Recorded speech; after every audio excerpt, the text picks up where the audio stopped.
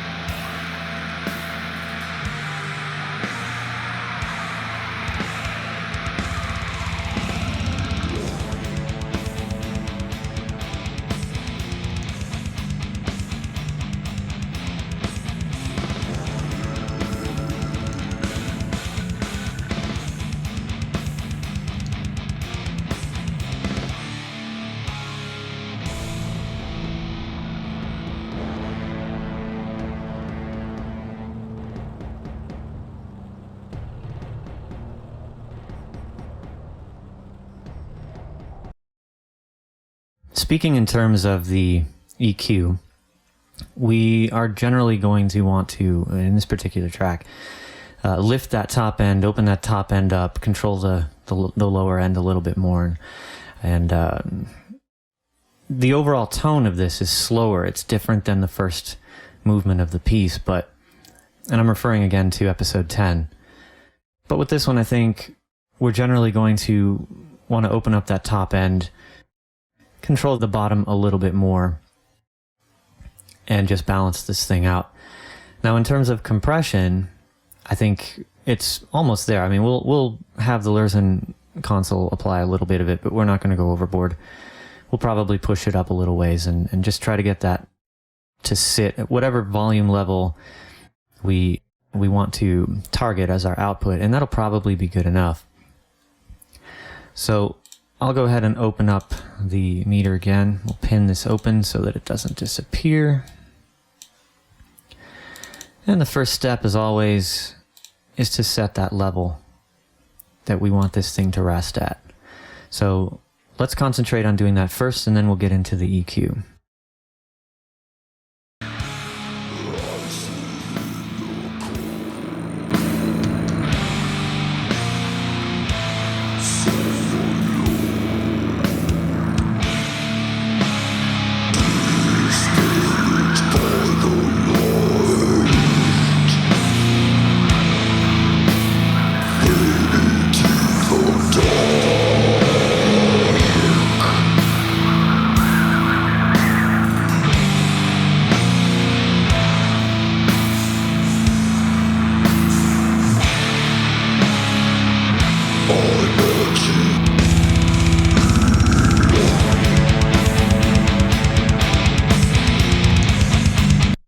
Something like this will work pretty well.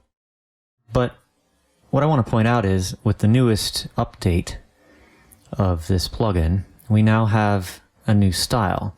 And this one specifically refers to hard rock and metal. So why don't we just go ahead and play around with this? And we'll stick with this one, and we'll just work from here. The different flavors, I can cycle through them to try and pick the best one. And let's actually do that now, so we'll see what we've got.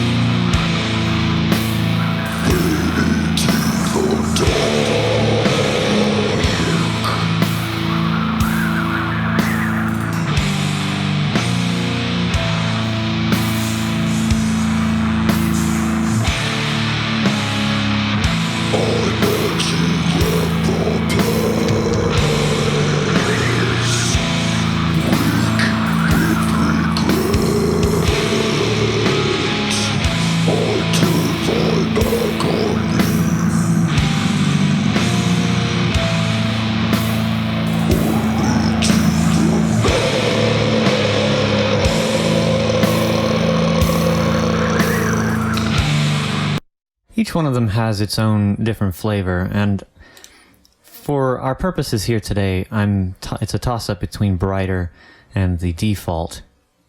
This one sounds a little tighter and warmer, but I don't necessarily think that we need to go there with this. I think that we can just use this one or this one, and I actually prefer to do my own EQ, so I'm just going to leave it at the default one here. We'll brighten it up ourselves based on what we think we need versus what a preset is giving us. That's a general rule of thumb. I think that it's good advice to follow, is see what a preset will give you and then see if you can do it yourself. And I think that'll help you learn how specific things work. All right, so let's go ahead and get this. Since I'm going to leave it on this, now I have to readjust my makeup gain to get my level. So let me go to the loudest part of the track, which is right over here, and we'll set it there.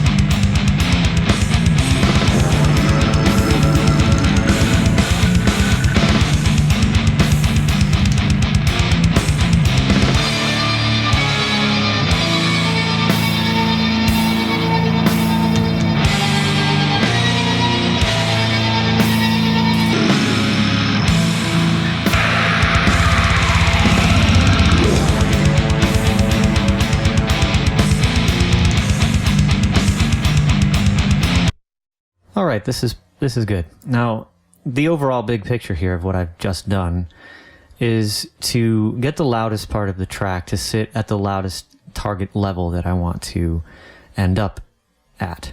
So I've got an RMS of -7. The meters being here tell me that's where the average level is, -7, and it does actually push up to 6, maybe even a little above -6, which is pretty hot. So we'll leave it here for now and move on. The next thing I want to do is try as hard as I can to balance this out as best I can using the controls that I have. And whatever I can't accomplish with this, we will throw in the 432 to accomplish. Okay, so let's go ahead and work on the EQ. Let's try to open up that top end first.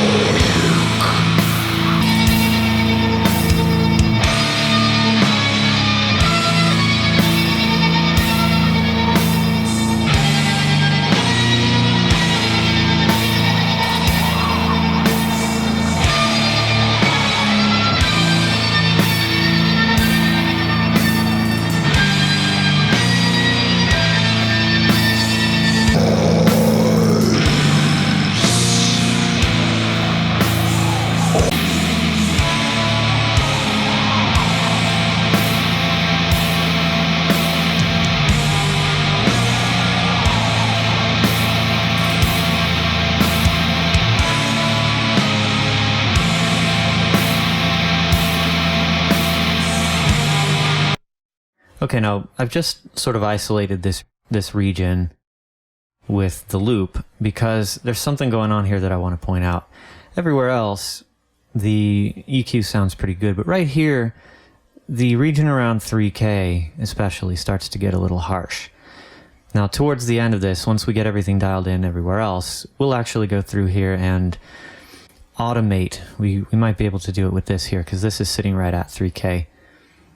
We might just pull this down a little bit for that section. There isn't much else going on, so I don't have to worry about ruining the vocal at that specific point because there really aren't any vocals. So we'll see how that works out later. But for now, let's go ahead and work on that bass region.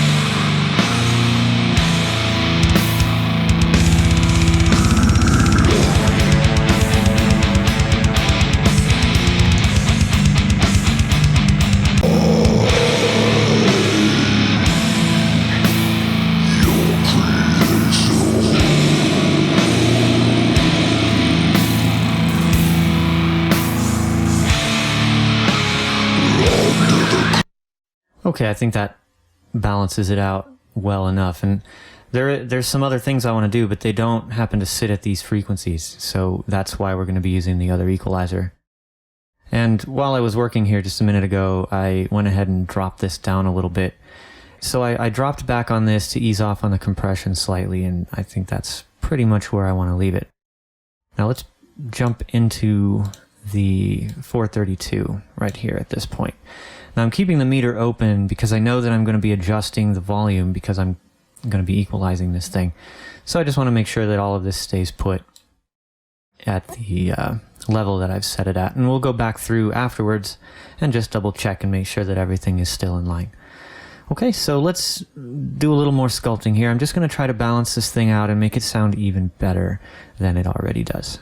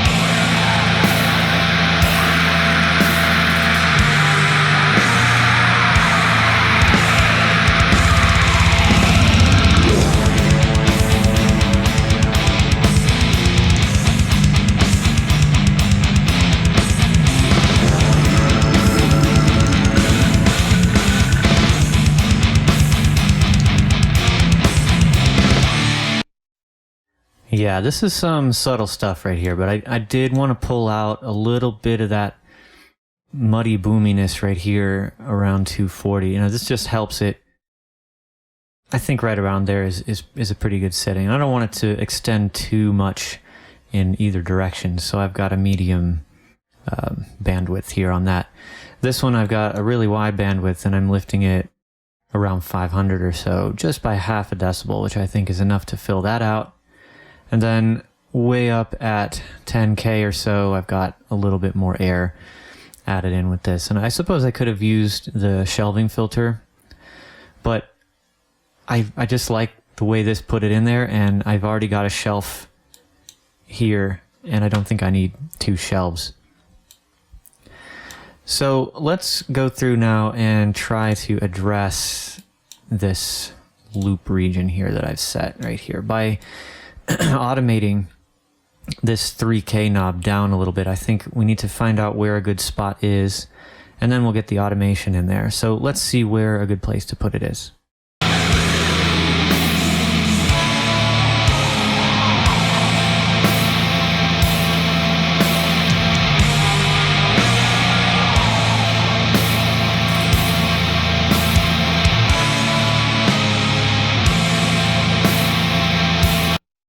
Yeah, just enough to take the bite off of it. Somewhere down here, almost to null it out. Okay, so let's actually assign some automation to this. So I'll open up my automation lane. We'll add, let's go to inserts. We'll go to LMC. Oh, I can't do it. Okay, well, so much for that idea. Let's do it another way. Let's put that back up where it was. Well, we learn new things every day, don't we? This one's already taken, nothing's at 3K. Guess what that means? That means we need another equalizer. I'm just going to duplicate this. Let's take all of these controls back to nothing.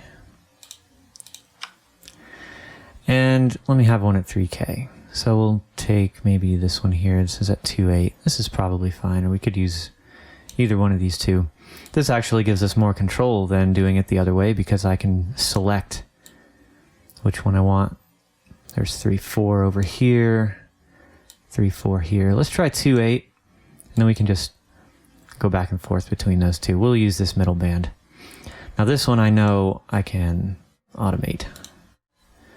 So let's add remove. We'll go to the second one I made right here, and let's pick the mid gain, this one right here. We'll add it to the other side, close that. So now, yeah, okay, that's the right one. Let's set that back where it was.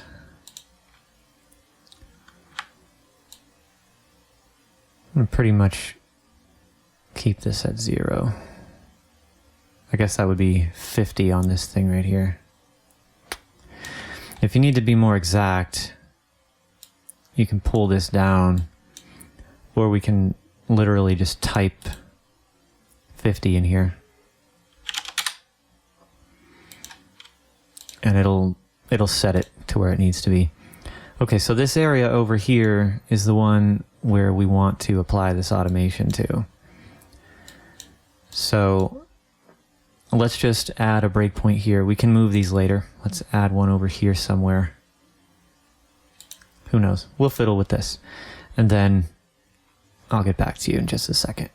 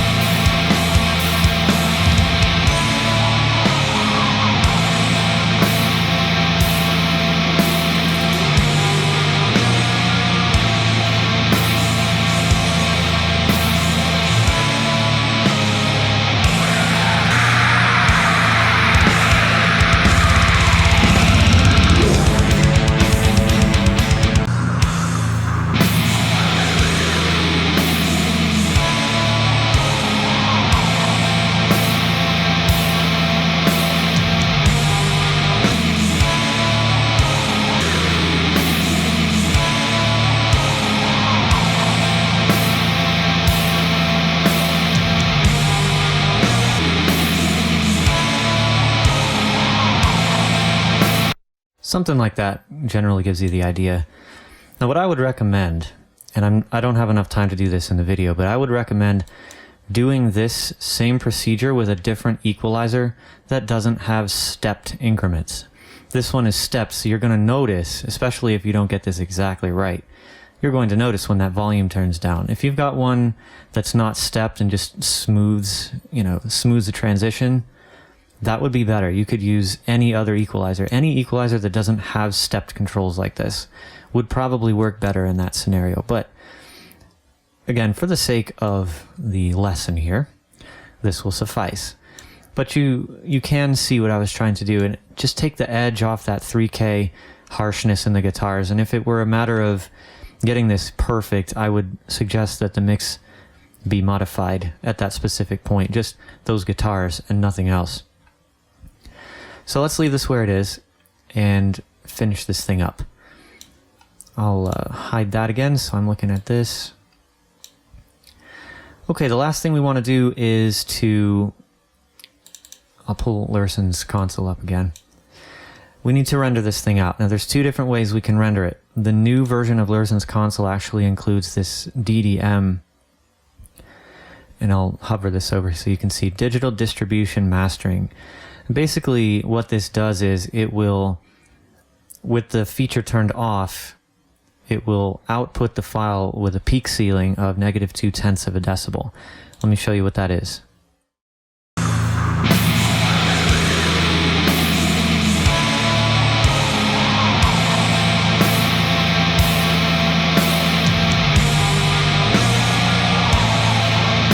From the looks of things, it's -0.2 to -0.1 of a decibel. If we turn this on, play that same section, watch what happens.